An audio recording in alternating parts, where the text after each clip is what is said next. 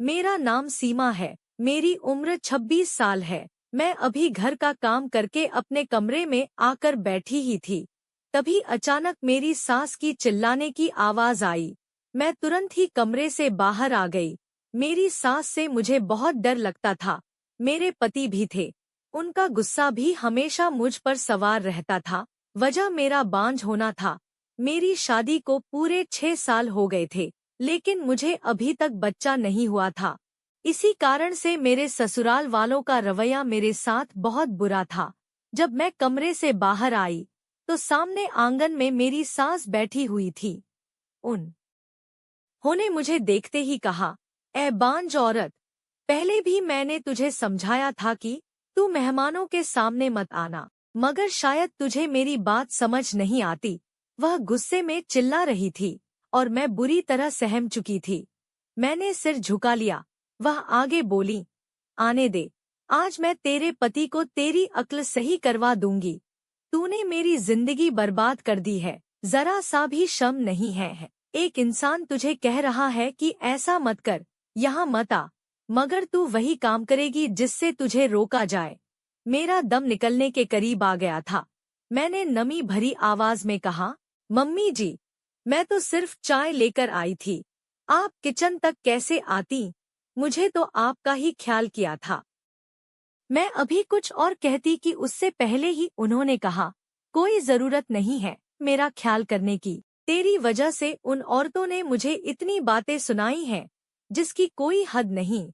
सब मुझे यही सलाह देकर गई हैं कि अपने बेटे को कहो कि इस बांझ औरत को तलाक दे दे और अपने बेटे की दूसरी शादी करवा दे, ताकि हमें औलाद मिल सके। पता नहीं कहाँ से हम तेरे जैसी औरत को उठा लाए हैं।" मैं जल्दी से अपने कमरे में चली गई। मेरा दिल बहुत जोर जोर से धड़क रहा था। कई बार दिल चाहता था कि मैं खुद को खत्म कर लूं, मगर मैं बेबस थी। मेरे बूढ़े माँ बाप थे जिन्होंने मुझे कहा था, "लाडो, कुछ भी हो जाए, तुम्हें अपना घर बसाना है।" यही वजह थी कि मैं अपने पति के हर जुल्म और अपनी सास का हर ताना सह रही थी। थोड़ी देर बाद घर के दरवाजे पर खटखट हुई। मेरे पति आ चुके थे। मैं तुरंत ही बाहर आई। दुख भरी निगाह से मैंने अपनी सास की तरफ देखा, जो बैठी हुई पान चबा रही थी। मैंने दरवाजा खोला तो सामने मेरे पति खड़े थे। मैंने अंदर आने का रास्ता दिया, लेकिन उन्होंने मुझे गुस्से से देखकर अंदर कदम रखा। उन्हें सिर्फ अपनी जरूरतों के समय ही मुझसे मतलब होता था। इसके अलावा तो वह मुझे देखना भी पसंद नहीं करते थे। मैं चुपचाप किचन में चली गई और उनके लिए पानी लेकर आई। मैंने उनकी तरफ पानी बढ़ाया, लेकिन अचानक उन्होंने वह गिलास दूर फेंक दिया और अपनी जगह से खड़े होकर मेरे बालों को पकड़ लिया। मेरी हालत मरने जैसी हो गई। वह मेरे बालों को खींचते हुए बोले, "माँ की बात तुझे समझ नहीं आई।"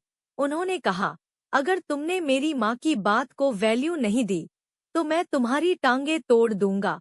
जाओ यहाँ से।" वह गुस्से से दहाड़े थे। मैं बुरी तरह से रोते हुए अपने कमरे के अंदर चली गई। मेरी जिंदगी बहुत मुश्किल हो गई थी। माँ बाप की पसंद से शादी की थी, लेकिन इसके बावजूद मुझे सुकून नहीं मिला। मैं अपनी सास और पति का बहुत ख्याल रखती थी, मगर उनका कहना था कि वही औरत अच्छी होती है जो फल देती है।